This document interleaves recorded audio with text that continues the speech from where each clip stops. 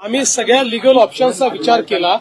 त्याच्यानंतर काही त्या ठिकाणी जे काही मार्ग काढता येतील ते मार्ग काढत असताना कायदेशीररित्या ते कोर्टात कसे टिकू शकतील या संदर्भातली काही चर्चा झालेली आहे. त्यातली काही माहिती अधिकची मागवलेली आहे.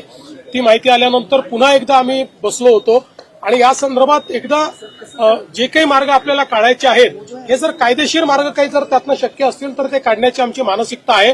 त्याच्यावरच आमचं वर्किंग चाललेलं आहे. सुप्रियाताई सहित सगळ्यांना विनंती आहे की अशा प्रकारच्या सामाजिक प्रश्नावर राजकीय पोळी भाजणं हे बंद केलं पाहिजे, कारण त्यातनं आपलंच तोंड पोळतं.